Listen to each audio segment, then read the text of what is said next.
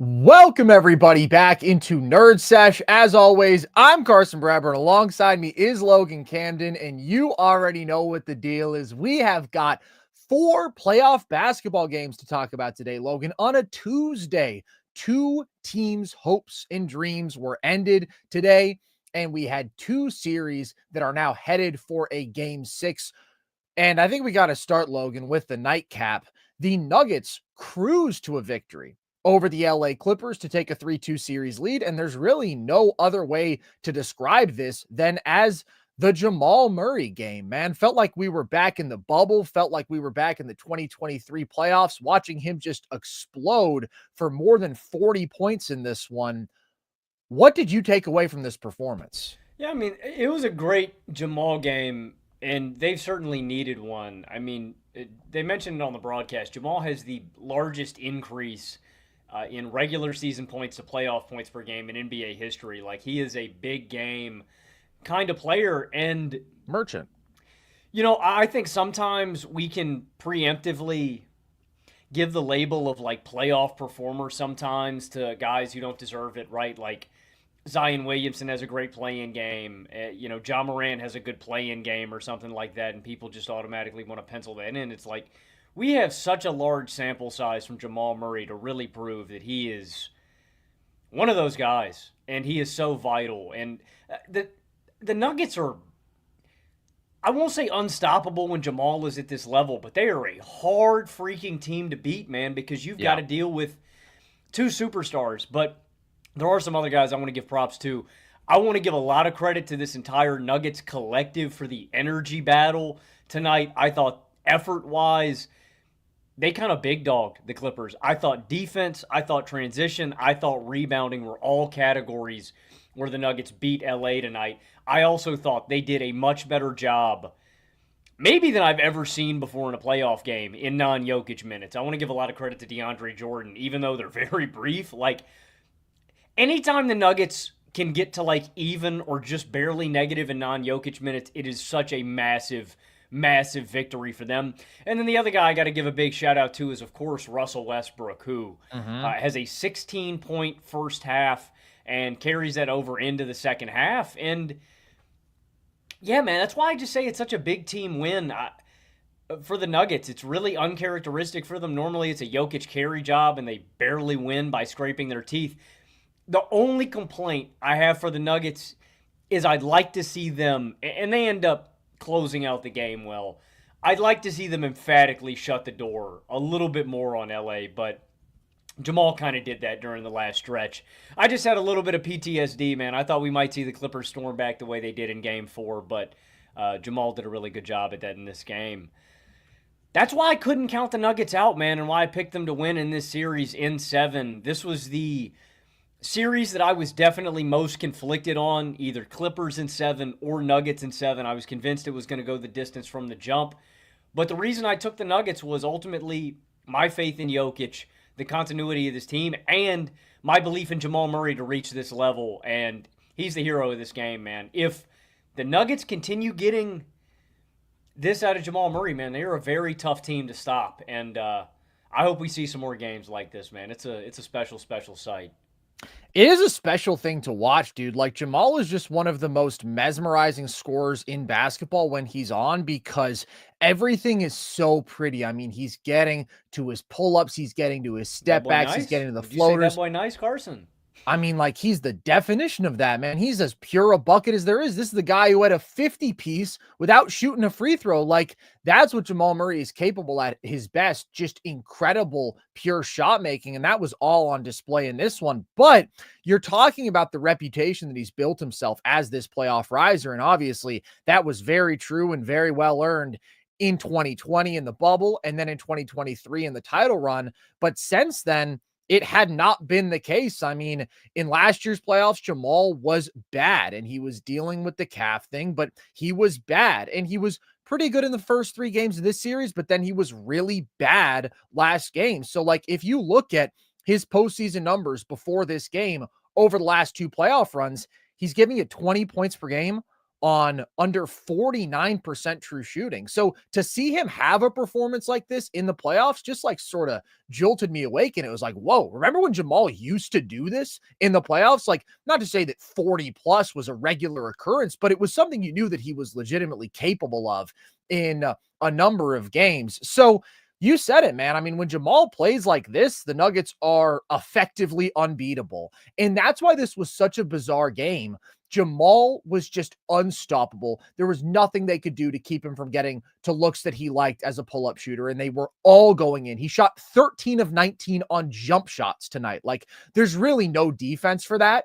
And then guys around him also had like great jump shooting performances. Like a majority of Russ's points, man, he's knocking down open threes when they're helping off of him. That's huge. He also makes 2 mid-range jumpers in this game. Russell Westbrook has shot 23% from mid-range this season. So it's frankly a fluky shooting performance from Russ, but shout out to him, because when he's knocking down his jumpers, then you reap the benefits of all the other positive things that he's doing. MPJ shot really well from deep in this one. So the team, largely because of Jamal, but also because of Russ and MPJ. And Christian Brown hits a deep three at the end of the third quarter. Like, they go 17 of 33 from beyond the arc. That is easily the biggest component in this win. It's just they shot the shit out of the ball. And because Jamal was so red hot, you have a game where like Jokic just takes a back seat, which was such a strange viewing experience because this was the least impactful he has ever been in a Nuggets playoff win. And I tweeted that out, and some people were getting defensive. And I'm like, look, man, you know how I feel about Jokic. I think he's clearly the best player in the world. What I'm saying is, normally when the Nuggets win in the playoffs, like you said, it is Jokic reaching this like utterly dominant, stratospherically high level. And in this game, he wasn't playing very well in the first half. He was creating shots for others when he's drawing some extra defensive attention, but he was losing his handle a couple times against the small ball units. He wasn't efficient as a scorer. He had a couple turnovers, and he was good on the glass. But in the second half, like, he basically doesn't touch the ball very much. I think he has 2 points in the entire second half. He's not racking up assists in the second half either. Like, it's basically just, all right, dudes around me are going to have outlier great jump shooting performances. We'll ride that to a win. So this might be the weirdest game of the playoffs so far, because like Jamal is capable of getting really hot like this, but we hadn't seen it in the playoffs in multiple years. And then to have Russ going at the same time, and just like everything was going for the Nuggets, but not in the normal way, where like they weren't creating amazing shots. They were just making everything that they were putting up in terms of jumpers.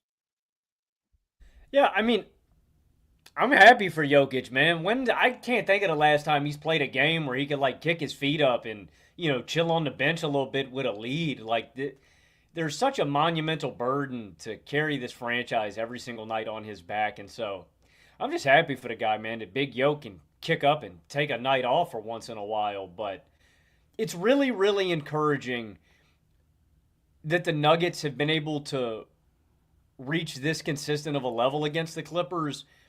And I look at this in a different way. I thought this was going to be a really hard-fought battle for Denver, and I still do feel that way.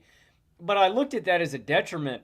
I kind of look at like that as a positive for both of these teams too, because I've mentioned this before in some of our game recaps, but I think it's really good to have a super competitive team that can tune you up for this second round, because I do think that if Denver advances, that they're playing really good ball right now, and I think the Clippers have been a really, really great challenge. I just don't know if there's anything to really tune you up for playing the Thunder. It's kind of a one-of-one experience. Yeah, I mean, I kind of disagree with that sentiment, and the only reason I say that is not because I don't think the Thunder are going to steamroll Denver. I think the Thunder are going to roll through the West. I just mean, with where Denver was at the end of the regular season and the state that they were in after they fired Michael Malone, it's like this team was so clearly on a downward trajectory. A lot of people picked them to get bounced in the first round because of the vibes, because of the basketball that they had been playing. And so to be 5 games deep in this series with a 3-2 lead, with the defense clicking, with Jamal figuring it out, with Michael Porter Jr. playing better basketball, with Russ figuring it out, all I'm saying, I'm not saying that the Nuggets are going to beat the Thunder in the next round or anything, but they have transformed from and it's not like you couldn't see it coming. Anytime you have a guy like Nikola Jokic and a player like Jamal Murray, when you have a duo like that, you're obviously capable of doing some special things, but I feel like they've really flipped where they were at the end of the season. I'm happy. I could have seen this series going in a much different way. The Nuggets come out flat. Jamal is off. Like, I just saw a different universe, a different prism where maybe the Nuggets come out really flat and get drubbed by the Clippers. But that hasn't been the case, and I think it's really encouraging the level that they've been at in this series against LA. I do think it's super impressive that they're up 3-2. I think that is an accomplishment because I think not only were the Nuggets spiraling at the end of the regular season, this Clippers team is also just really, really good. And they didn't put their best foot forward in this one, but that's a really difficult first round draw. And the Nuggets are the team with the upper hand right now. I just feel so weird about this game because it's a one-off. It's fake. This isn't happening again in the playoffs for the Nuggets. Like, Russ is not shooting this again. Like, Jamal is not doing this again. And like, that's where we're saying if you get this version of Jamal Murray, but like, yeah, that's one in every maybe dozen games if you're lucky. And he played significantly better in the second half of the year. He was bad to start the season, but then post All-Star break, he was like a 23 point per game guy, 61% true shooting. So he has been playing better basketball than he was like in game 4, for example. It's just, this isn't what Nuggets basketball normally looks like at their best. And that's why I feel weird, like trying to have any big takeaways about it. Because I know that if they win game 6 or they win game 7, it's not going to be like this. It's going to be Jokic dominating. And obviously they're going to have to make shots and they're going to have to engage defensively. But it's going to look very different than this one game. Yeah, I mean, it's good. Obviously, I think it's going to look different, but I mean, again, there's just a lot of factors that I really am encouraged by Denver, especially the defense and Jamal Murray. And I don't know, man. Like I said, it's nice that Jokic can get a night off. What wasn't strange was watching James Harden have an off night, which I knew he was capable of and was going to give us once in this series. I did think this was a letdown game for the Clippers. Like I said, I thought they kind of got beat up in the energy and effort categories. I do want to give them credit, though. I thought the Nuggets did a really phenomenal job rebounding the ball tonight and specifically keeping Big Zoo off the glass. One, I think a big component of that was the absurd shot-making performance that they put on, which just obviously limited the potential for defensive rebounds that the Clippers could have had. But I thought the Clippers came out a little flat. I didn't think Kawhi played his best game. I didn't think the guys around him. I thought Zoo had a solid game despite not being super impactful on the boards. He's so damn consistent, man. And that's why I'm stamped with having Big Zoo as, I think, a top 5 center in the league today. And the reason I'm so confident that is the consistency of Zoo, where, I know Bam can have an off night. Domantas Sabonis, we all know how I feel about him. It's like the guys on the cusp there with that fringe, I never feel that with Zoo, man. I don't think, Zoo is so matchup proof in a lot of ways, man. And I just feel like his impact is, can I ask, in every game? Sure. Top 5. So obviously we have Jokic 1. Yeah. Are you considering AD a 4 now that he's in Dallas? I would. Okay, so obviously Wemby is way clear of these conversations. Cat and Porzingis, you both have them above Zoo, I presume? Yeah, KP is making me rethink things at the level that he's been at, because it's like even today was a disappointment. But yeah, I'd have Cat and KP above him.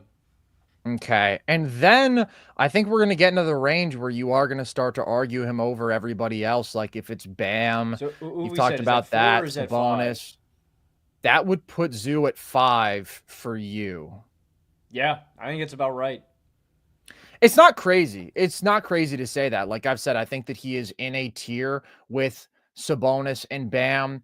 I think that he is an incredibly impactful two-way player on any team on the planet. I do think this is a great situation for him where he is able to play drop with excellent perimeter defenders and screen navigators. And offensively, he is getting spoon-fed a lot of great looks by James Harden. Like, this is where I tend to give Bam a bit of the benefit of the doubt and say, if you put him with a pick and roll playmaker like that, his offense would look a good bit better than it does. And that's why I still lean on him. But Zoo has some of the best touch in basketball. He is one of the biggest, strongest bigs in basketball. He's good feel as a passer. He's a great rim protector. He's a great rebounder. And he is the epitome of consistency, dude. Like, basically every night from him is 18, 12, and 3, 20, 13, and 4. Not as great on the boards tonight, as you mentioned, but dominant as an interior scorer still. He's a great basketball player. I really can't be mad about you having him up that high. And he was very good for the Clippers in this one overall.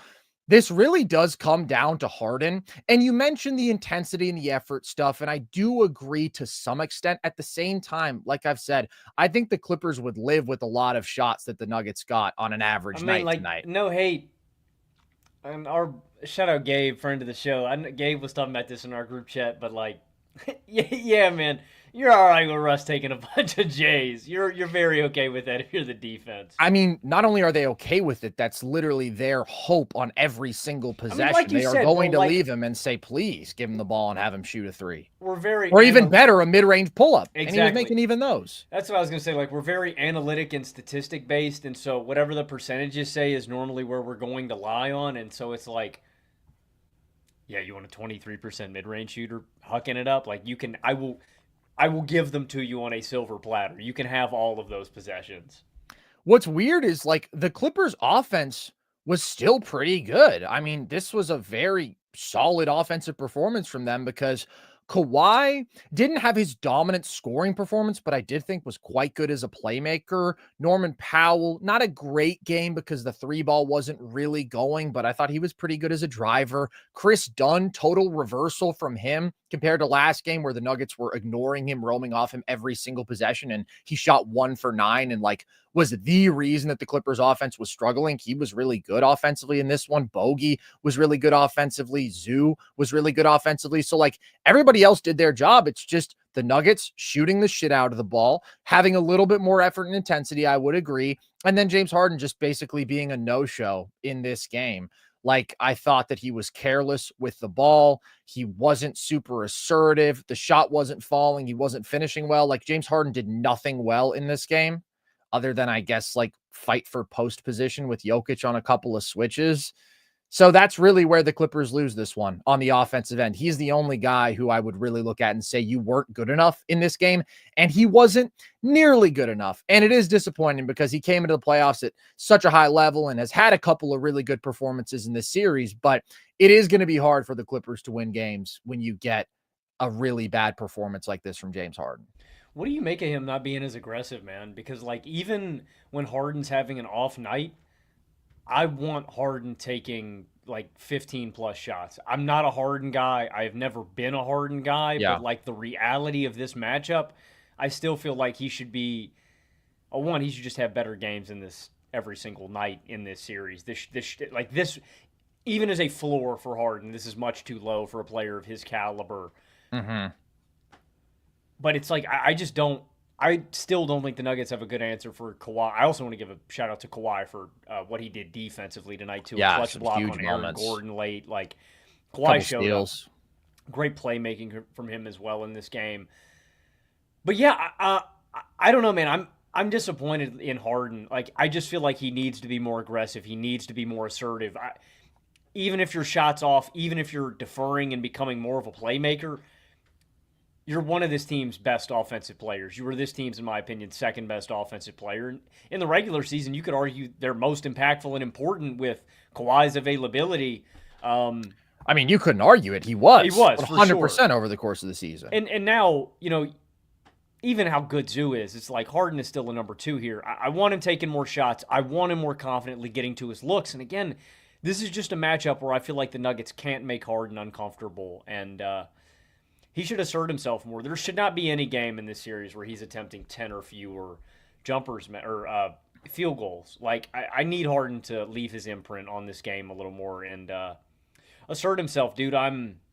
As a Harden hater, I'm not surprised, but it's like, look at their 1 and 2, man. Like, look at what Jamal does. You're going to lose this game 10 times out of 10, man.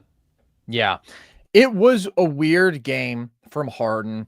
They're putting 2 on the ball, a decent amount out of pick and roll, and so he's obviously going to be inclined to play make in those situations, as he should be, but I still think the Nuggets are all having a really difficult time staying in front of him. Part of it was, like, again, it didn't hit any threes, wasn't finishing well, wasn't even shooting well from the free throw line, which was a problem for the Clippers in this game. They only shoot 64% from the line, so they didn't have their best stuff. Really, Harden was not even close to it, and the Nuggets supporting cast did a really good job. The one guy who we haven't shouted out, who I do want to, is Aaron Gordon, who is a guy who was getting to looks that I really did like for him. Like, I thought he was doing a nice job of attacking mismatches, and he gets to the line a number of times in this game using his physicality and strength and athleticism. And Christian Braun was super active in this game on the glass. He has 12 rebounds, gets a couple steals in this one. So it's a really good collective Nuggets performance. Like, if they get this production from the rest of their guys, their 4 starters outside of Jokic score 91 points in this game, and Russell Westbrook scores 21 points. That can never have happened in any Nuggets game with Jokic before. That's got to be some sort of record, man. No, it has. It has. Because Jamal's had his explosions, and PJ's had his explosions, but it's a really, really high number, and you're not going to beat them when they do that. The question is going to be, can they replicate that in one of these next 2 games? And can James Harden step it up? Can the Clippers reach their maximum level defensively? We'll see. I said coming into the series, I thought that the Clippers were the team that had more margin. That's no longer the case. Now they're the team that has to be perfect. They're the team that has to go back-to-back and win 2 in a row, and we'll see if they can do it. I still think it's going 7. I think the series is going. I think it's going 7 too. I think it's going 7 too, and I am looking forward to it because this series has been a ball. Let's talk about a series that wrapped up in dramatic fashion today, Logan. The Indiana Pacers put away the Milwaukee Bucks. They win the series 4-1, and they did so in a wild, wild ending. Can you hear me? Are you hearing a Falcons cry? No, dude, I just heard some report that Tyrese Haliburton was the most overrated player in the NBA. This fucking guy. Oh my God. Did you hear that? Damn it. Did you hear that? Yeah, I heard it. Not the case, Logan, because it's Hallie who puts the Bucks away. What do you have to say about his performance? You know, I thought Tyrese Haliburton couldn't score the ball. I thought he was actually really bad at scoring the basketball. Mm-hmm. I thought he's like hella overrated. Mm-hmm. Huh. It's a thinker. Because how can these things all be true at once? How can a bad scorer put the Bucks away like that? Like, he's not a good scorer. So confusing. He doesn't get by people, because I've been told that he doesn't get by people, but how is he blowing by Giannis Antetokounmpo off every switch? Well, that's weird. Really makes you think, man. Maybe that was like a glitch in the Matrix or something? This was such a fucking statement win for Hallie, man. Like, I hope this shut a lot of people up, man. Like, I love it when, obviously, guys that I appreciate in sports prove people wrong. I was so insanely excited last year when Josh Allen, who was also voted the most overrated player in the NFL, was the best player, I thought, at the quarterback position last year. And I don't understand still why Haliburton gets the hate that he gets. And I understand that he can be, inconsistent in certain games, but I think that gets overblown so much. And I think when people really emphasize that, I think you just overlook that he is a good scorer, that he is capable of doing things like this, that he has phenomenal touch. And you can lose sight of his burst and stuff like that. Like, Haliburton put this game away. He hit all the clutch buckets in regulation, in overtime. Haliburton said, one of the best playmakers on planet Earth, he said, nah, fuck that. I'm going to just go to the hole. I'm going to just do it myself. The dunk in regulation was awesome. That made me stand up out of my seat. And also on the other side of this, what a crazy collapse from Milwaukee.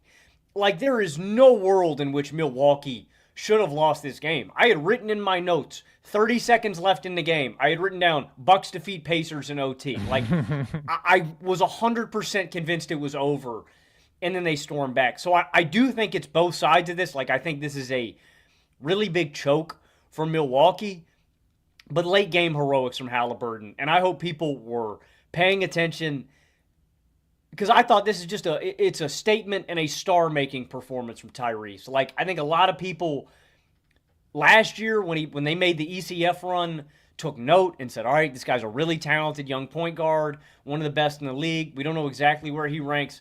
This was a statement superstar performance to me from Tyrese in a really big, crucial moment. And again, not only to shut the door, to slam the door of a game, Tyrese put the dagger in the heart of the Bucks and said, go home, your season's done. And guess what, too? I think I just gave your superstar the boot out of the city, man.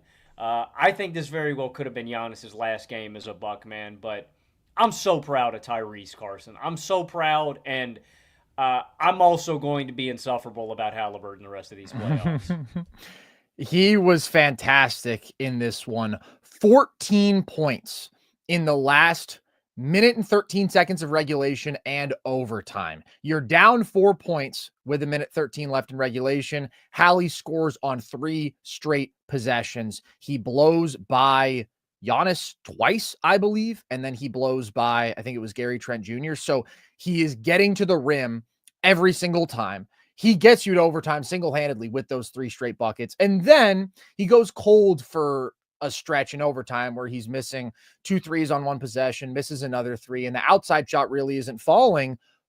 Then you're down 4 with 30 seconds left in overtime, and it's Hallie who scores 5 straight points on back-to-back possessions to win you the game. Again, both of them blow-bys, one on AJ Green trying to pressure him up close to half court, and the other on Giannis. So I thought it was a wildly impressive, extremely clutch performance.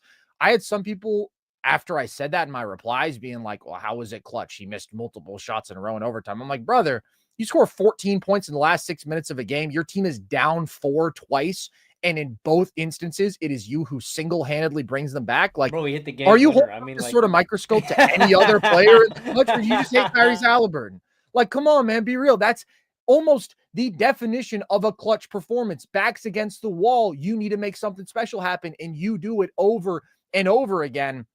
It was incredible. And again, dude, I've heard this narrative that Hallie doesn't get by people, that he doesn't beat you off the dribble, that he's not consistently getting into the paint. Can I ask you, do you think that's because he's such a great shooter?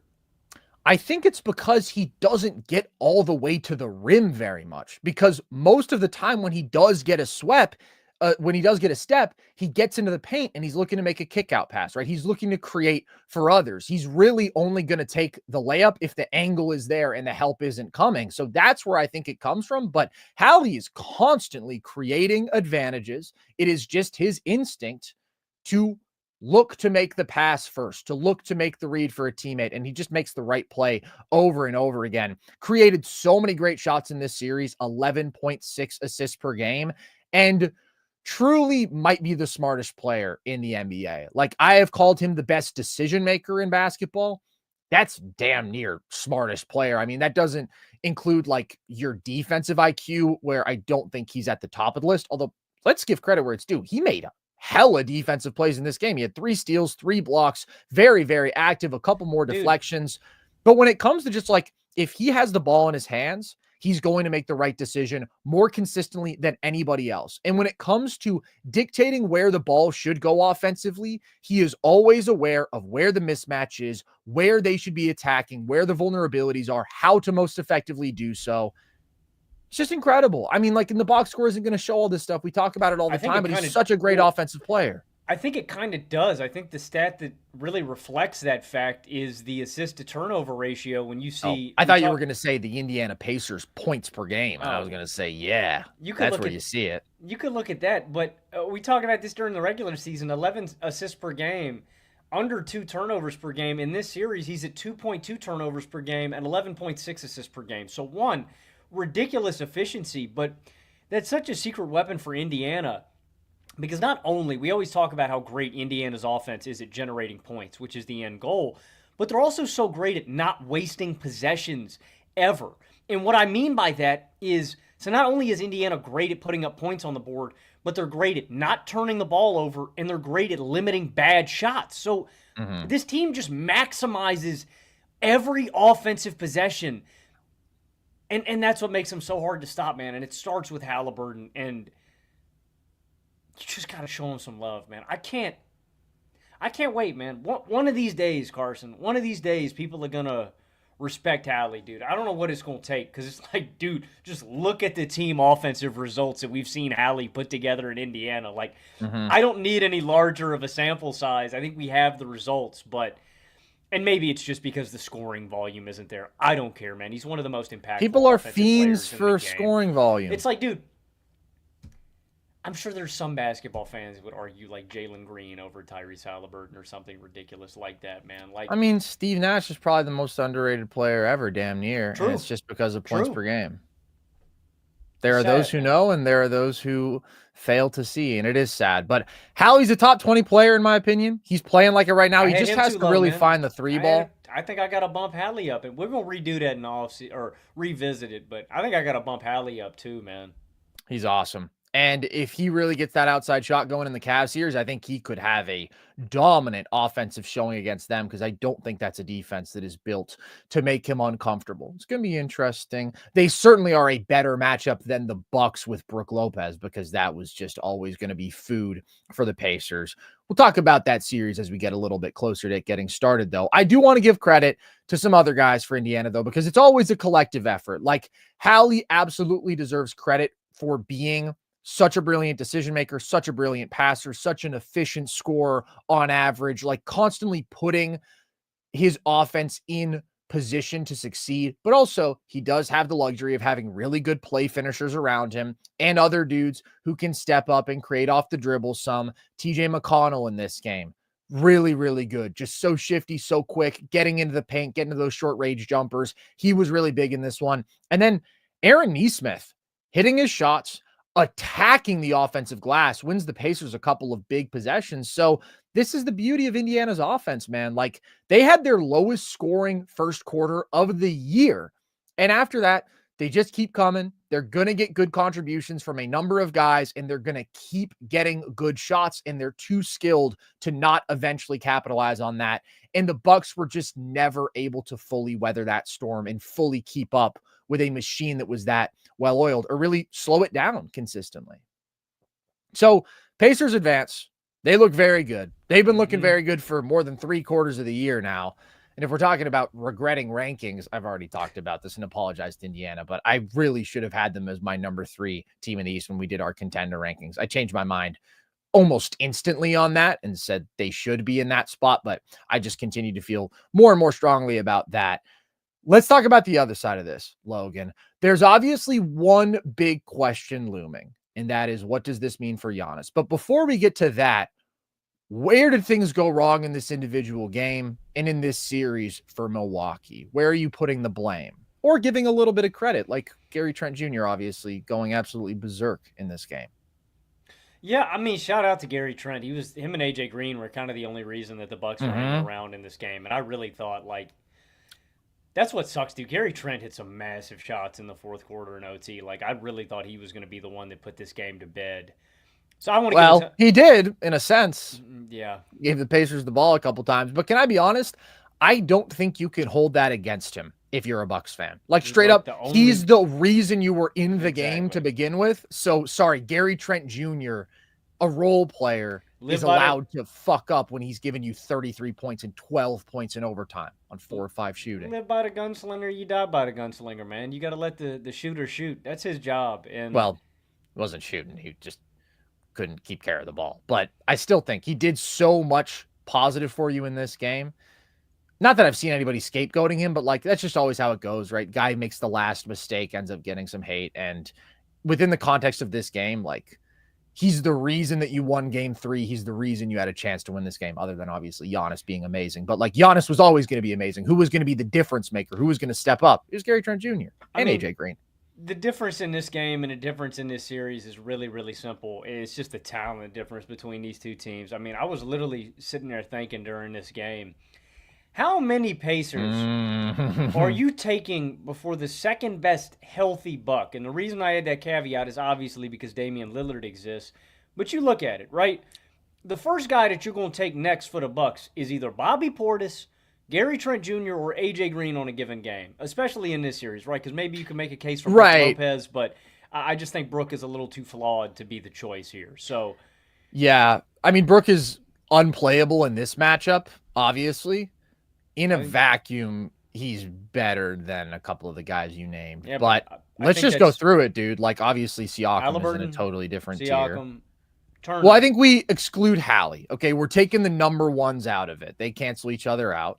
Siakam, Turner, Nesmith, Mathurin, McConnell, Nembhard.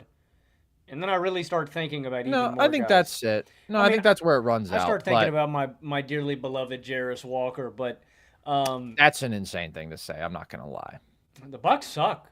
The Bucks are cooked.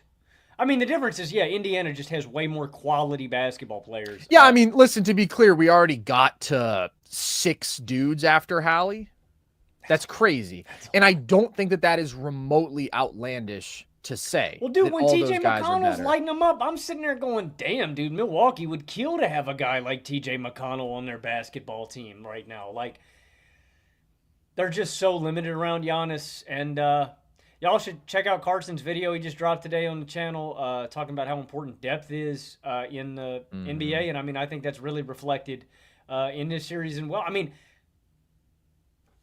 Giannis Antetokounmpo couldn't have done anything more in this series, and I feel so incredibly bad for him because this is one of the greatest individual playoff performances I've ever seen from one player against a team, and it just didn't matter. Like, Giannis was completely unstoppable in this series, and it had zero bearing on the outcome, which is just crazy to think about.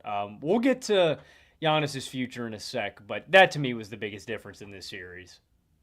I'm seeing some pushback on TJ McConnell. Bro, what? Over who? I mean, I'm taking him over Bobby Easy. I'm taking him. That's not even a question, bro. I'm taking him over Gary Easy, and I'm taking him over AJ Green Easy. Hell, the thing that's hard with Brook is, like, Brook in your default matchup is more impactful than TJ McConnell. This is his nightmare matchup. And he can be absolutely exploited for his slow-footedness against a team that has the sort of speed and has the sort of shooting, and specifically has a pick-and-pop big like Miles Turner. TJ McConnell, bro. TJ McConnell's really good. Bro, I'm not going to lie. He would be a starting point guard on other basketball teams. Not many. The Orlando Magic, maybe. I don't know about outside of that. I mean, shout out to TJ. I do like how he plays. Always great with pace, very quick, good little short mid-range shooter, really good passer. I think TJ McConnell is good. He's not a starting caliber point guard. He is one of the best backup point guards in basketball. I would consider McConnell a starting caliber point guard. I think you would struggle to find teams for him to start on more than you think. There's a lot of good point guards in the NBA already. Sacramento Kings, bro. The Minnesota Not over Malik Monk. The Minnesota Timberwolves. I'm starting him over Mike Conley, bro. That's grody, dude. No, they absolutely prefer Mike Conley's shooting and size defensively. Although TJ is competitive defensively. Missed a mid-range jumper in his life, bro. I can't really argue with that. Listen, at the end of the day, also, at least there's a handful of dudes on the Pacers. Malik's a much better playmaker, but I still consider him to be an actual 2-guard, but they're just playing him at the point. I think he can run point for you decently well. No, I mean, he's been good. He started for Miami. Like, he's starting Orlando. Like, there are spots, I think. He would not start for Miami. He's not better than Davion Mitchell. He's absolutely not better than Davion Mitchell. He's way better offensively, bro. I don't agree with that. I think you're kind of undervaluing how his lack of three-point shooting can kind of hamstring you offensively a bit. Generate offense for you. So does Davion. Davion gets into the paint consistently, and he's a good passer. Davion's good. He's a really awesome defender. TJ McConnell is a good defender. I'm not going to downplay that, but I would take Davion Mitchell. This is too much time on TJ McConnell. But the point is, the Bucks roster around Giannis sucks. It was not nearly good enough when Dame was healthy. And then when you lose Dame, it's just an absolute disaster. So shout out Gary Trent Jr., shout out AJ Green, big shooting performances. Remarkably, Doc Rivers eventually got where he needed to go in this series. And I started kind of giving him some props around game 3, but really it is crazy how long it took for him to reach the conclusions that like were obvious either very early on in this series or before this series started. Like I said coming in, man, this is a series where Brook needs to not play very much. And Brook started and he played a healthy amount of minutes in game 1. And then they tried switching with him in game 2. Like they were trying to keep him on the floor more than they should have. The starting lineup for this game was the group that actually got the Bucks back into game 1. It was Giannis and the bench mob. And after game 1, I said, I think a number of their bench players are better than their starters. And like, he's just really slow with a lot of these adjustments. Yeah, well said. Yeah, well, I think that the statement is true, even if you cut it a little bit short. And I don't think the Bucks were ever going to be the better team in this series. And I think that even when they were playing the right guys, the Pacers were still better. But the margin was a hell of a lot slimmer than it was when they were trying to force Brook minutes or Kuz. I did not see being this bad in this series, but Kuz was horrible in this series and was also probably starting and playing big minutes for too long. But like, even more so than that, Ryan Rollins was starting in game 1. Taurean Prince was starting over Gary Trent Jr. until game 3. Like some of this stuff just truly doesn't make any sense. And it did cost the Bucks. Did it cost them the series? No, the Pacers were better, but maybe it cost them a game. I love every time they pan the camera over to Doc and Doc looks like he's seen a ghost. He just always has this perpetual look of shock on his face. Yeah, dude. I think that he and Darvin Ham are both constantly befuddled by the world around them. And Darvin Ham just got his hands in his pockets over there. It's crazy, dude. It was a poorly coached team. Again, they eventually made the adjustments, but took too long and it almost won them a game. It would have won them a game if not for a little bit of fuckery on their part and obviously a little bit of Tyrese Haliburton heroics. You want to get into it, Carson? Let me give Giannis his props first real quick because this is legitimately one of the best individual player efforts I've ever seen in a loss that is this lopsided. Like, honestly, the only one that I could really put on par with this, at least off the top of my head, is LeBron in the 2018 finals. Him in game 1, that is up there for the best individual performance I've ever seen in a loss. And in that series, he put up like 34, 8, and 10 on great efficiency. What about Dre's game 7?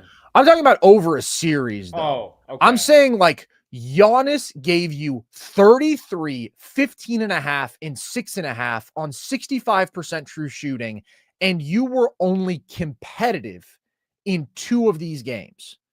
In a first round series, nonetheless. Like, that's just so brutal and it's inexcusable when you look at all the people around him, and it's a huge bummer. Like, he has been very clearly the best player in the first round. He got whatever he wanted throughout this entire matchup, and still they were not remotely close. And the situation isn't getting any better. Can I ask you about a historical one? Absolutely, you can. What do you think about Kareem in like the late 70s with the Lakers in some of those series? Like, that's another one that kind of, but like pre-Magic. Yeah, I don't think that they ever got handled like this.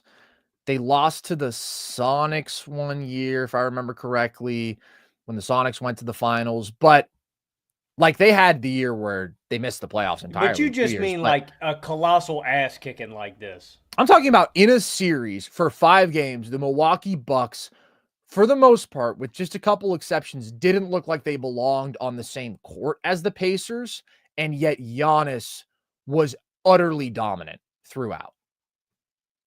And like played some of his best playoff basketball. I think 2021 is the best two-way stuff we've ever gotten from Giannis. He's the best. 2022 was really impressive. He's the best he's ever been offensively, no doubt. Oh, it's not even close. Absolutely, he's the best he's ever been offensively. And this is the best offensive series he's ever played. So for all of that to result in this, in terms of team success, just really, really bums me out. And I do think that Giannis has to be done. We talked about this after their last loss, but Dame now has a torn Achilles. He's 35. He's not getting better. He's very likely getting worse, unfortunately, and is going to miss the majority of, if not the entirety of, the next season. So your roster, which already, again, was not remotely close to winning a playoff series, is now going to be even more depleted. You have no assets to improve in terms of draft capital or intriguing young players. And you are just lacking in so many key areas. And there are things that the Bucks front office has just never figured out how to replenish their depth, how to get more athletic, getting younger, figuring out another option at center other than Brook Lopez. And Bobby Portis was a fine answer in this series, but there should have been a better answer than him. So you have somebody other than the slowest pure drop like big in Jericho basketball. fucking Sims is the guy that you're turning to. Like, come on, man. It's just a really, really abominable job that they've done building around him, and they don't have the opportunity to improve it at this point, and they don't deserve the opportunity to improve it. Like, Giannis should be gone. So I do think there's a very, very real chance that we see him ask out this offseason, and I hope that that does happen. And I do have one specific destination and one idea, Logan, that I hinted at after game 4 when the Bucks lost. Here's the trade idea I have. Giannis to the Spurs. The Bucks get back Stephon Castle, Jeremy Sohan, Devin Vassell, 2025 Hawks first round pick, 2027 Hawks first round pick, 2029 Spurs first round pick, and 2031 Spurs first round pick. So that's 4 firsts in total. I mean, I don't know how you all say, unprotected. I don't know how you could say no to that if you were the Bucks. Do you say yes to it if you're the Spurs? Yes, Are you putting all that on the table? Fuck all them. I don't care. Peace. Peace. I'm getting Giannis. I'm getting Giannis, man. All them can kick rocks. Well, that's a little bit rude, but there's a good old saying, Logan. Something along the lines of a compromise leaves both sides disappointed or whatever. And whenever I propose a trade and I put it out on Twitter and I attach a poll, if the results are basically 1/3 saying this team would say no, 1/3 saying this team would say no, and 1/3 saying everybody wins in this deal, then I feel like that's a pretty good trade idea. And that's basically what this one ended up at. Although actually more than 40% of people said everybody wins. And then it was like 30-30 between Bucks saying no and Spurs saying no. I would honestly be more hesitant to do this if I'm the Spurs. I think it's a win for Milwaukee. I think that Stephon Castle is a guard with all-star potential. Vassell, really solid young wing. Contract is kind of big. That doesn't matter to you. You're going into rebuild mode. Jeremy Sohan does some nice things, and like that is a ton of draft capital, and those Hawks picks are probably going to be pretty high. Not necessarily like top end, but lottery picks at least. If I'm the Spurs, I am thinking about the fact that I am sacrificing so much of my depth and young talent. And like you said, I literally just made a video today talking about how depth is more important than ever before. Role players are better than ever before. The difference between the really good role players and the not good ones is bigger than ever before. The sport is more than ever before about attacking weak links, exposing flaws the teams have, which come into play when you have a guy out there who really isn't rotation or playoff caliber. And like when you invest so much in your top end talent, you make yourself more susceptible to that, obviously. And Giannis is 30. Do you really want to be this aggressive and have this sort of urgency accelerating the Wemby timeline? Those would be all my concerns. That being said, I would still say yes. I would still do this deal if I'm the Spurs. Vassell, pretty good. Certainly not untouchable. I don't really lose sleep over him. Sohan is solid. He really wouldn't have much of a role with Giannis on this team, though. I mean, he'd be a bench player for you. And Stephon Castle, I do think has all-star potential. I think that he probably has the highest ceiling in this rookie class that we just saw. But I also think that that star potential is certainly not a sure thing that he's going to reach that level. Like there are still questions about him. Obviously, the shot is a major one. And I have De'Aaron Fox. I have my star point guard. So he's more expendable, certainly because of that. And the Spurs would keep their 2025 first, their 2028 first, and their 2030 first.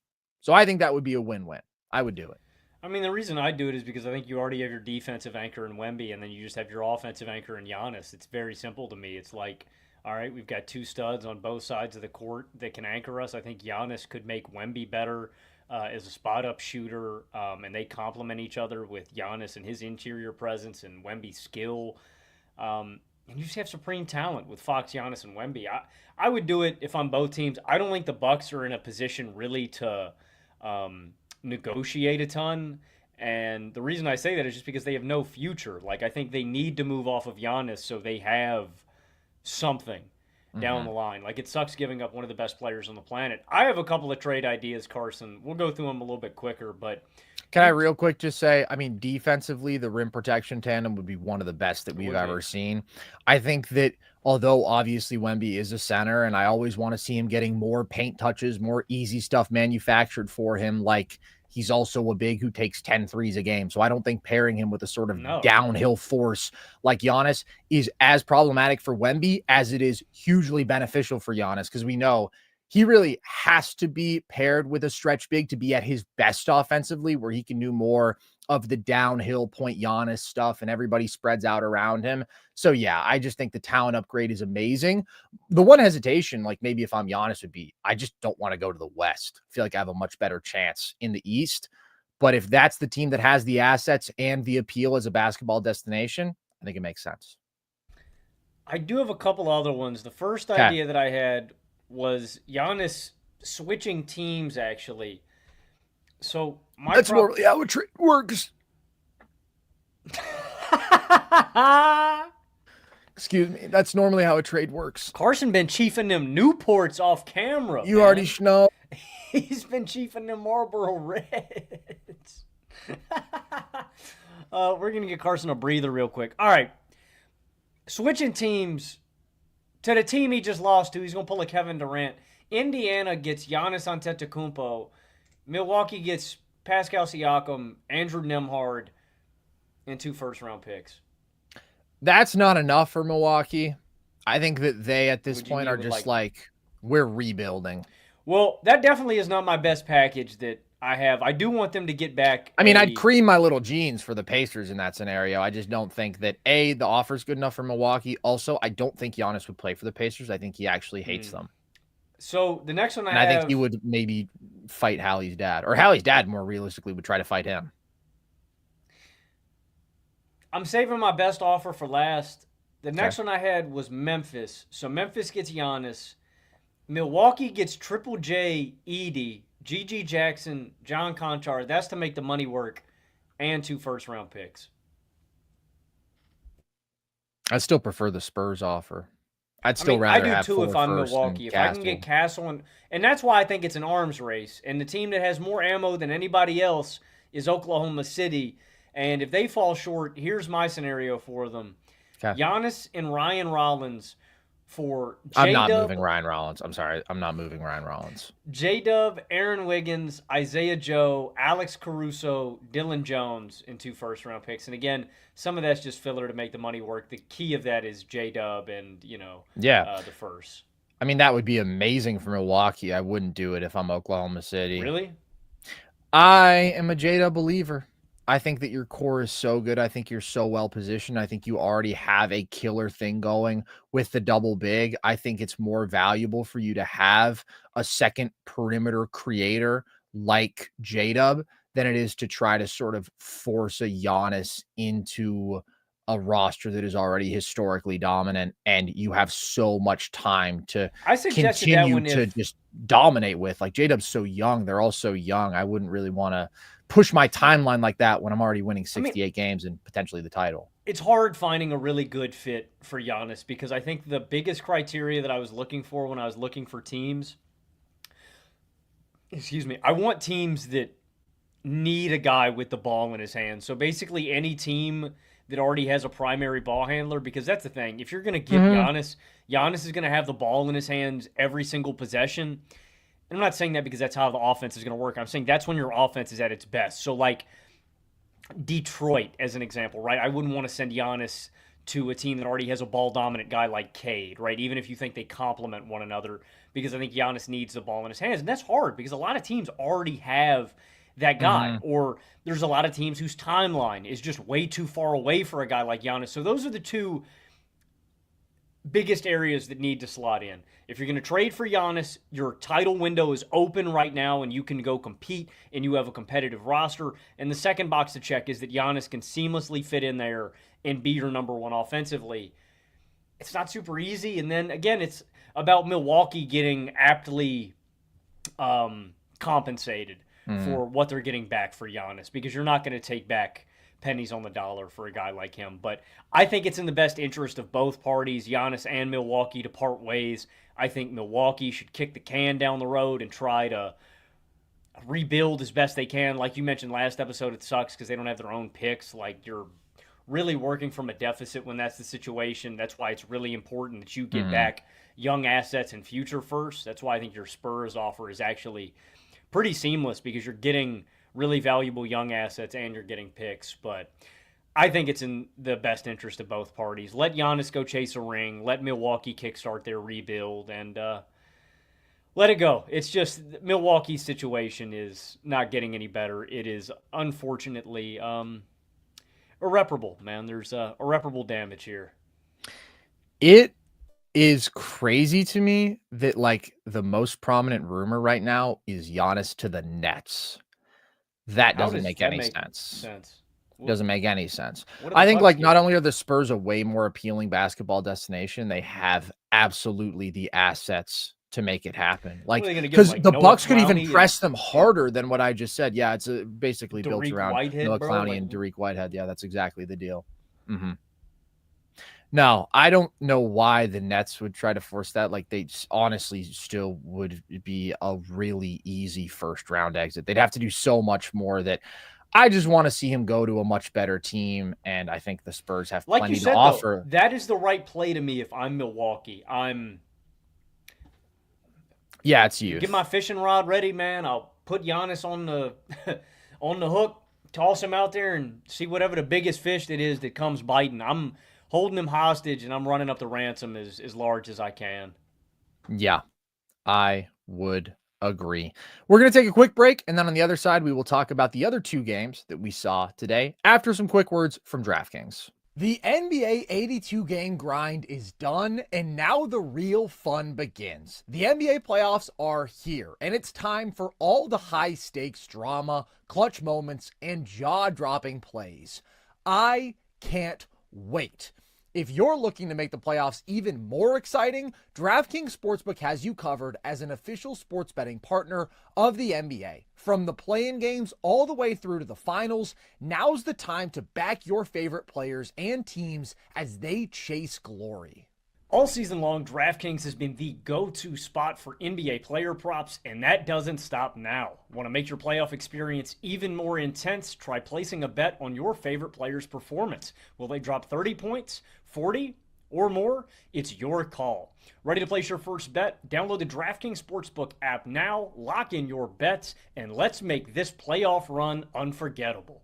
Here's something special for first-timers. New DraftKings customers bet $5 to get $200 in bonus bets instantly.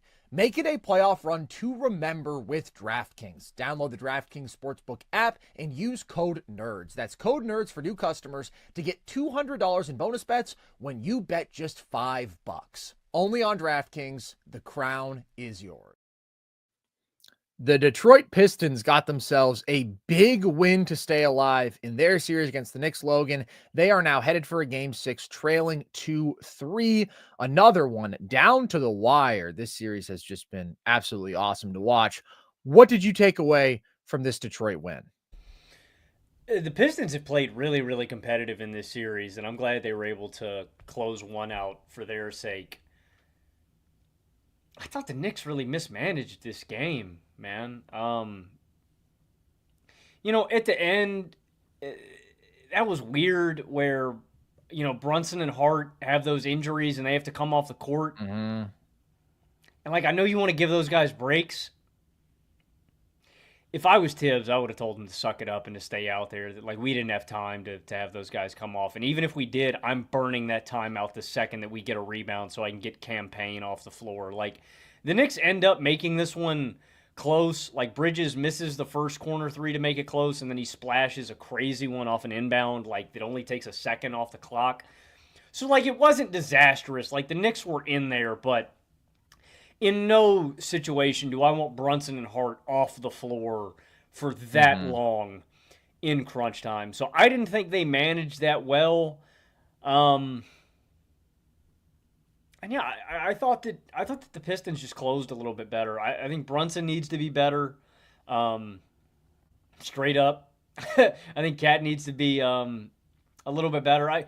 The Knicks just didn't close as reliably as they normally do, and that was the difference maker to me in this game. And the Pistons play with such a physicality and violent ferocity every night, man. All these games have been grimy. All these games have been nasty, and I felt like the Pistons really brought it in this one, especially Asar Thompson, man. The Thompson twins are really, really impactful winning players already, and already so far along as actual winning contributors on their rosters. Like, Amen, I think, is the best Rocket already, and Asar is so good. Like, I think he ends up with 17 in this game. Didn't he have 22? Did he he may have ended up with more. I know he had 17 in the fourth, but comes up with some really big rebounds in this game, is such a good defender.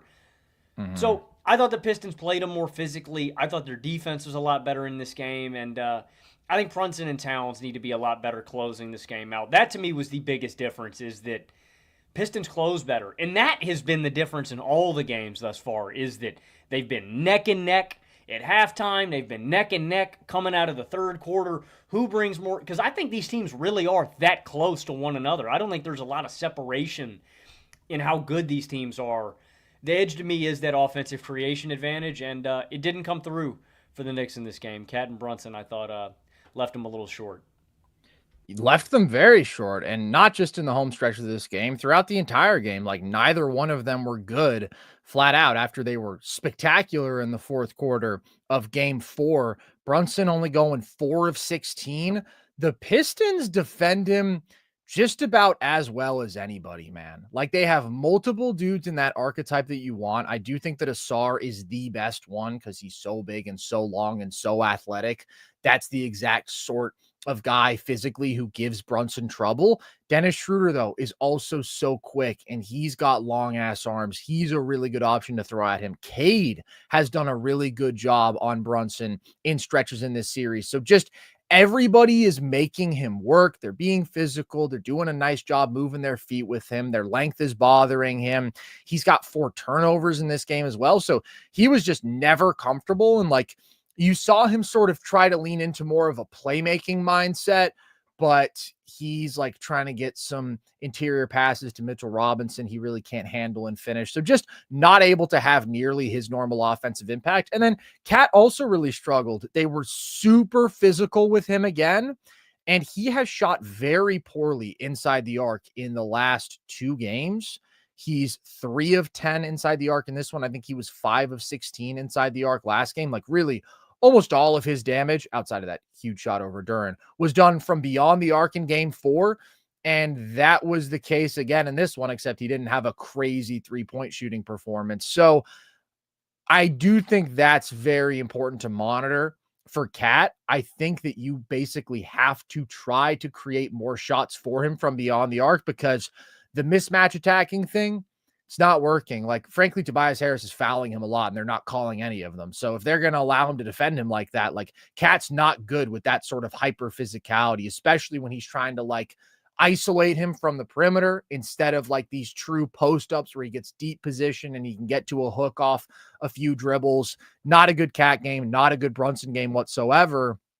And then it wasn't pretty offensively for Detroit either. Not much has been pretty offensively in this series, but Cade struggled overall in this game, but he played better than Brunson and he played better than Cat, and that was enough. He was able to get to the line consistently, give himself something of a floor there, made a couple big shots down the stretch, and he was able to attack a defensive weak point in a way that Brunson was not.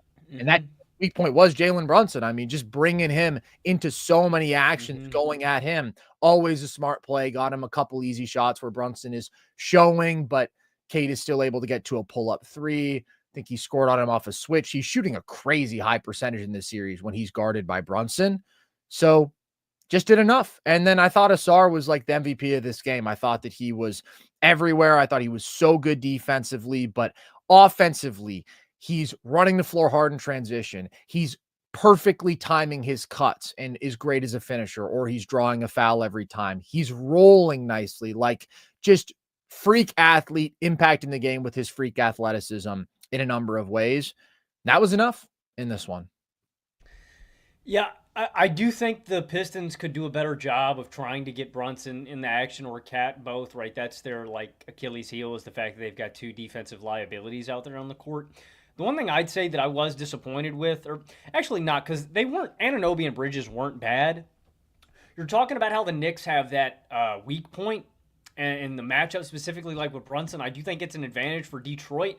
But when I look at it on the other side, the Knicks offense versus the Pistons defense, I think the Pistons do have a good answer for Brunson with Cade, with Asar, but I don't think they have good matchups for anybody else. I don't think they have a good matchup for Bridges. I don't think they have a good matchup for Anunoby, and I don't think they have a good matchup for Karl Anthony Towns. And that's why I'm disappointed with the Knicks, is because I just feel like they should be able to exploit these mismatches a little bit better. And their aggregate offensive talent is so much better than Detroit's.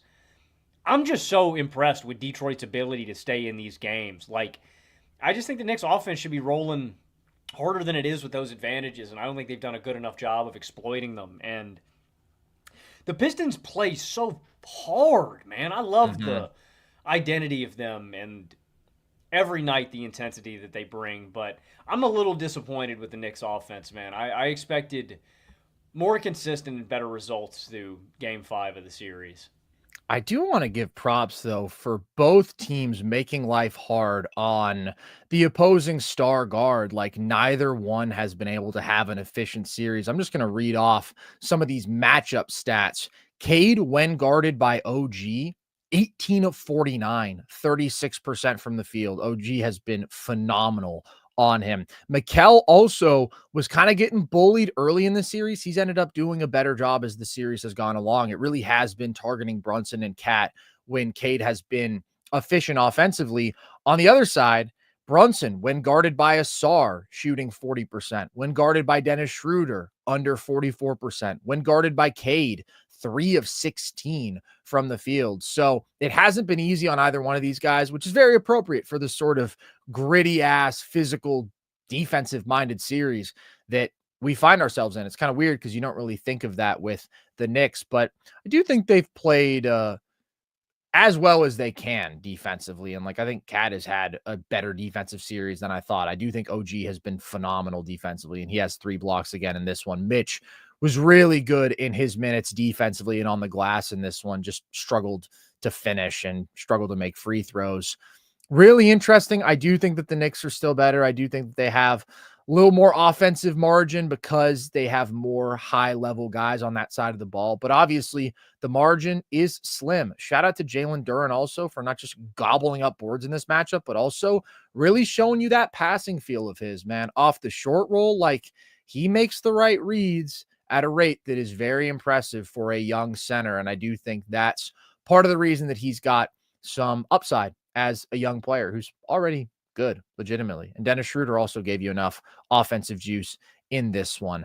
I love it. I'm excited for another game of it. And I'm very glad that we got a game 6 because of how game 4 ended, which just wasn't right. I mean, it was a foul on THJ. It should have been called a foul. And so I'm glad that Detroit lives to fight another day. You know who doesn't, Logan? The Orlando Magic, who put up a good fight in this series until this game, really until the third quarter of this game, actually. Man. This was a super competitive first half. I think Orlando was up at halftime. And then they lost the third quarter by 23 points. And their season is now over. I want to talk about the victors first, though, real quick, Logan. It's not surprising to see Boston dispatch of this team. I actually thought they were going to sweep. It ended up being 5, and at some points was maybe a little tougher than you might have expected. But what are your quick takeaways from them coming out victorious here? Stop playing with the boy Jayson Tatum, man. Come on. For real. I'm just tired of people hating on Jayson Tatum, bro. I said that last episode. We're done with the Tatum hate, bro. Tatum's nice. He's nice as fuck. He is. I agree.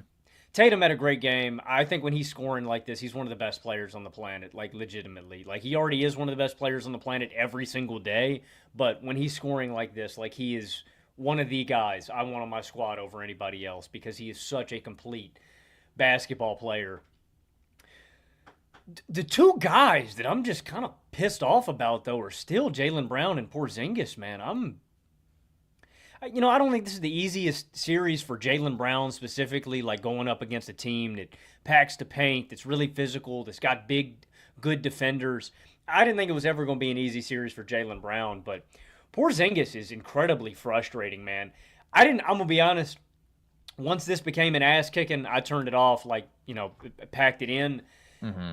I did watch a couple of possessions in the first half, though, with Porzingis where, and it's been consistent throughout this series, Porzingis has been horrible attacking mismatches, and I don't know what the problem is. Like, this guy, one of the best post scorers in the game, one of the best mismatch attackers in the game.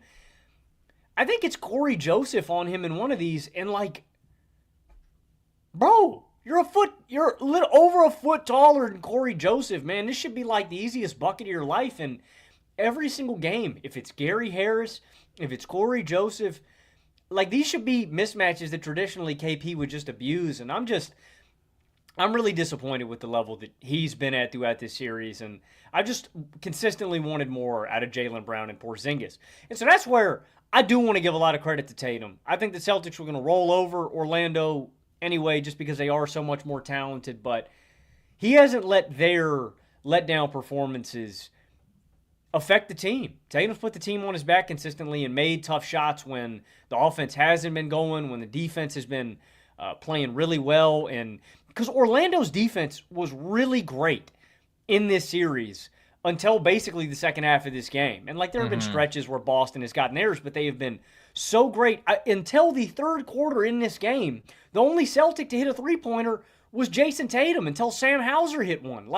Orlando did such a phenomenal job in this series of disrupting the Celtics offense and what they wanted to do that is so crucial in any playoff series. Just, you're never going to stop or completely shut down the other team, but you take what they want to do on offensively and make it hard and make it difficult. And Orlando did that, I thought, to a really great level until the second half of this game. Not letting them shoot open threes, not letting them manufacture a ton of threes and get open looks, and not letting them attack mismatches. So I do want to give credit there. But when you do that, I think you got to heap praise on Tatum, because I think Tatum had a really good series and consistently delivered in this one in a really tough matchup when other guys weren't performing. And then I just want to give props to the Celtics collective. Horford, Cornette, Peyton Pritchard giving them solid minutes. I thought they had Pritchard had a better game today, but those guys have been pretty solid throughout the series. The Celtics are going to need more from KP and JB as we get deeper and deeper into the playoffs, but Tatum's the man, and I'm tired of pretending that Tatum's not.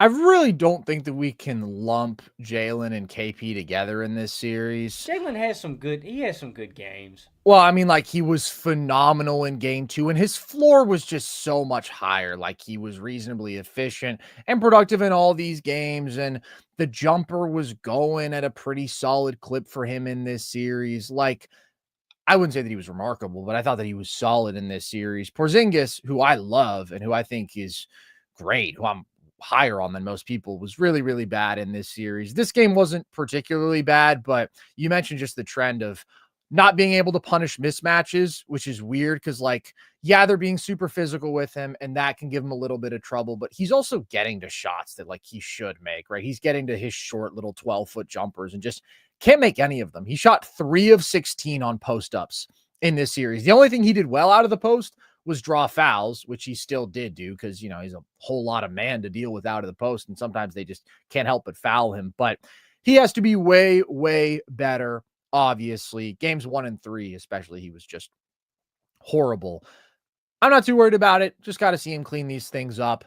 The big story of this game and of how Boston won this series to me is just how excellent Tatum has been as a scorer. Seeing him in this form is huge. He averaged 31, 11, and 5 on 61% true shooting in this series. That's after a bad game 1 as a scorer, and then hurting his wrist, missing game 2 entirely, came back, scored 35 plus in 3 straight games, was extremely efficient in this one, torching bigs off of switches. The pull-up jumper is really falling for him. And on top of that, he's making all the right reads as a passer. He has 10 assists in this game. So super impressive stuff from him. And I've been saying for a long time, like, this is the best basketball that Jayson Tatum has played in his life. I do think it's the most complete he's been as a scorer. I think it's the best he's ever been clearly as a processor of the game, as a playmaker. And I hope that we continue to see that throughout this playoff run, because we didn't get the best offensive version of Tatum. We certainly didn't get the best shooting and scoring version of Tatum in the playoffs last year. And the field is a lot tougher this year. You're going to have to go through Cleveland. You're going to have to go through OKC. Boston did not face a team of that caliber last year. So you need this version of Tatum to repeat, and they're getting the version of Tatum that they need. So to me, that's really the most significant thing for them. Let's talk about the other side of this equation, Logan. Orlando is now done. What's next for them? I feel like we've talked about this basketball team a lot at this point. It's basically been the same story every game. Paolo and Franz good. Everybody else offensively bad. This wasn't the best game for Paolo and Franz, but I mean, overall in this series, they were impressive. And we know what the problems are on this roster. How do you hope to see them address it? Yeah, we've talked about this ad nauseum, so I'm not going to beat a dead horse, but it's about sacrificing defense for offense. And I don't really mind wherever they attack this from with their roster, Carson. You know, if it means I really like so many players in Orlando, and their defensive identity is so crucial to who they are as a team. And so it sucks to part ways, like with a Jonathan Isaac or with a Jalen Suggs or whoever it may be. But I think for this team to take the next step, that's what they're going to have to do. And I think they're just going to have to make some concessions with that. The biggest need is shooting and just creation from your guard. And literally a guard that can create shots. If that is on ball as a scorer or if that is a playmaker for other people, a guy that can reliably create advantages and make stuff happen. And that's what's next. And like, even if it's a Wendell Carter, like, I really like Wendell Carter and what he does for this team and how good he is as a rebounder. But, like, anybody but Paolo or Franz is basically my take here. Cole Anthony and KCP, they can go. I don't really mind. Like, they can just move on. You can't part ways with Cole Anthony. I'm joking, to be clear. Cole Anthony's not good. I was a huge Cole Anthony, and I've just been so disappointed that Cole Anthony has not gotten any better at. Cole Anthony will have games and stretches, like he'll have a quarter where he might drop 10 points, and you're like, oh, yeah, that's the good stuff, baby. And then he'll have. I don't know if I've ever said, oh, yeah, that's the good stuff, baby. I like even when he does play really well. Cole Anthony's a fiery guy, but, like, I'm just. Franz and Paolo are your building blocks of the reason that you are a competitive basketball team, as long as you hold on to those guys. And right, like, I want to give a lot of credit to Orlando and how resilient they were this season when Paolo was injured, because a big storyline for this team was the depth that they had and how they were able to, you know, stay relevant without Paolo Banchero. And that's a testament to how many good young basketball players they have.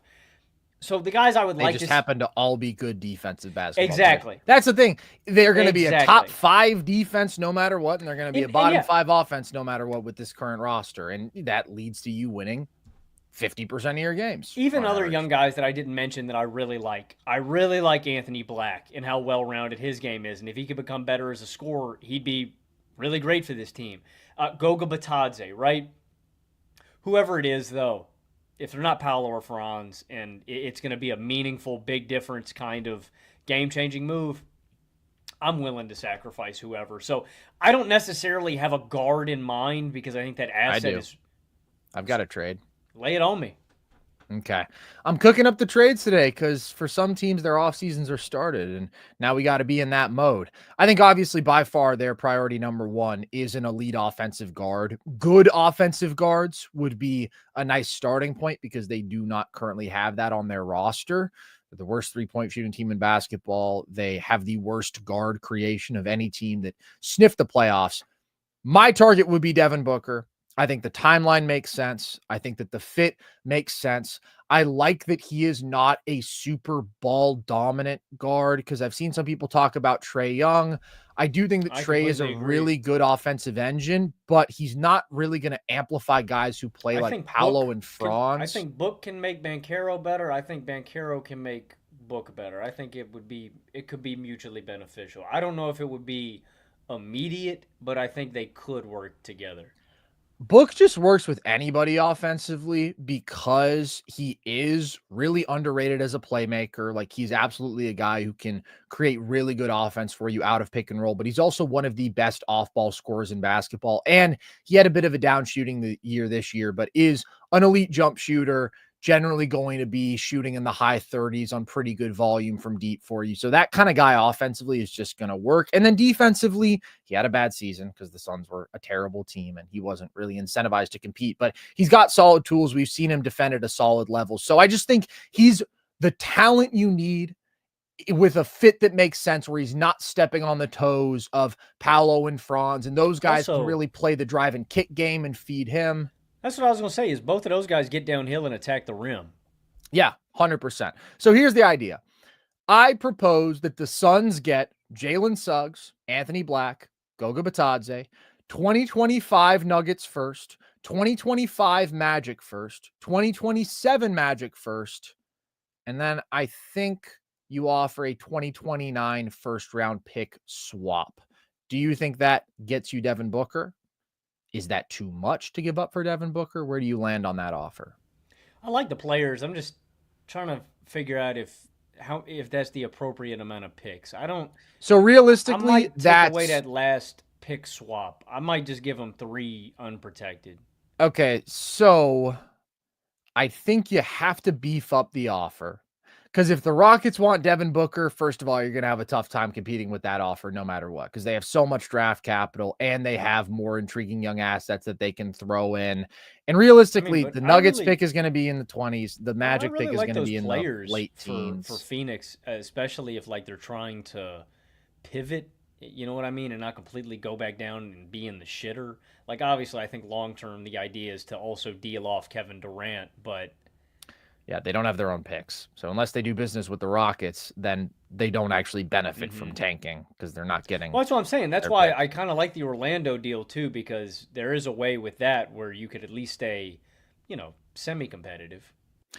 I guess. I mean, if that's winning 32 games, I do think that they should trade both Book and KD.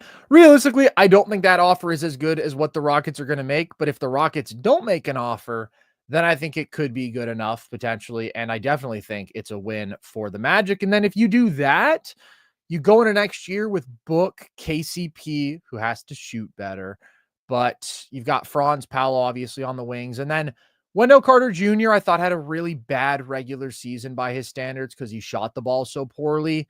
But I thought he was pretty good in this playoff series. I thought he was clearly their third best player, active on the glass, was giving you a little bit more offensively than he did in the regular season. Solid defensive big with his ability to switch out relatively well and enable their switch everything schemes. So, obviously that's not a team that's going to be in the upper echelon, but I think it's clearly better than the team that they have right now. And then you need a bench point guard.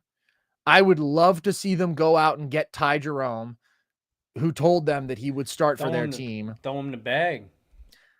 I don't know how much Ty Jerome is going to demand on the open market. I'd probably pay him anything he asked for. $25 I don't know about 25. I could see him getting definitely something in that 15 to 20 range. That's my guess. Somewhere between 20 and 25. I think I don't know. I think he improved his stock a ton this year. Well, there's no doubt about that. I still don't know about 25, although I do think he's the best offensive bench guard in basketball. Makes you think, man, the contract that the Celtics have Peyton Pritchard on and the contract they have Hauser on. My God, steals. They're good at doing business. But maybe it doesn't have to be as sexy as Ty Jerome, I guess. Just an upgrade in terms of your bench point guard. TJ McConnell. Yeah, man, TJ McConnell. They can bring in TJ McConnell. And the Pacers would never let him go. Let's be real. He and Miles Turner are Pacers for life. Even though they tried to trade Miles Turner 100 million times, he's not going anywhere at this point. And then I hope that Tristan da Silva continues to develop. I really liked him as a prospect. I think that he has a relatively pro-ready skill set, and you saw that. Pretty versatile defensively, good size. Like to see him shoot the ball a little bit better, but he's got really good feel as a passer too. And it would be nice if Jonathan Isaac could shoot the ball better than he did this year because he was really bad. But if those couple of boxes get checked, then you feel like, okay, this is a team, got a lot of good depth in terms of wings. We're big, we're athletic, we're super switchable. Paolo and Franz will get even better, and they both had really impressive playoff series. And if we have a Devin Booker, if we have a good offensive guard, like that changes the game because their guard play and their offense around Paolo and Franz truly is horrific. We'll talk about this more in depth during the offseason too, but I just don't want Orlando to stand pat. I want them to be aggressive and to go and make a big-time move for a guard because it's like, look, Paolo and Franz are going to continue to get better, but you're going to help those guys so much if you can get that little release valve for them. Or fuck a release valve. If you can get a Devin Booker, just get him a big dog. Like, that would be huge. I would absolutely be aggressive. I would think that they'll be inclined to have that mentality because this year was a step back compared to last year. Obviously, injuries play a significant factor, but like you win fewer games, you're less competitive in your first round series. That's not the direction that you want to be headed. And they have so many contracts in like that mid range, like Isaac, Cole Anthony, Wendell Carter Jr., Goga. All those contracts are super movable. And the one that I think is pretty big that they might regret, although it does scale down, it is a decreasing contract, but Jalen Suggs making $35 million next year. I've talked about this, but if he doesn't shoot the ball as well as he did last year, if he's like a 31% 3-point shooter like he was his sophomore year and this year, I don't think he can justify that value as good as he is defensively with his offensive limitations. And if he's the guy you got to move to get the big fish, I'm doing it. I'm making it happen, even though I do like him as a basketball player. There you have it, folks. The Orlando Magic talk and the TJ McConnell talk that you've all been waiting for. Logan, we're going to be back tomorrow night. Is that true? Yeah, and Naz Reid plays basketball tomorrow. Naz Reid does play basketball. I can't believe that you got me with your little I'm getting word bit. I was so concerned, Logan. I'm such an empath that I saw you looking distressed and I thought, oh my. I thought maybe you were having some sort of intense ear infection or something was going wrong over there with your body. Really and as your doctor, it's my job to check in on those things. No, you called up your Twitter doctor, bro. Brian Suter, MD. You consulted him? Well, he's not a Twitter doctor, Logan. He's a medical doctor who happens to enlighten us, the plebeians. That was hella disrespectful. My fault, Brian. Yeah. And he's a fan of the show, and he watches every episode. And I sent him a picture of my knees afterwards, and he tells me that he likes them. That's going to do it for us here today, folks. Hope you all enjoyed this one. If you did, we are going to be back tomorrow, so you'll catch us again then. So you're snorting like a pig over there, Logan. I had to mute myself, man. Yeah, I can't let that be on record. Well, it is. And I am going to watch it a few times over tonight, if you know what I mean. All right, we got to wrap this thing up. Check us out on YouTube if you want to see all of our full shows. Like we've mentioned, I did make a video today talking about why depth is more important in today's NBA than ever before. You can check that out. You can also watch all of our live streams post-game, or you can watch them after the fact on YouTube. You can also listen to all of our full shows across all audio platforms, and you can follow us across social, TikTok, Instagram @NerdSesh, Twitter @nerd_sesh to see clips from the show, graphics from the show, and all of our short form trivia content. So with that, another day of playoff basketball in the books, a couple of series in the books, Logan. Very exciting. Very exciting. First round has been awesome, and I hope the playoffs remain this awesome. So with that, I've been Carson Brabber. I have been Logan Camden. And this was Nerd Sesh.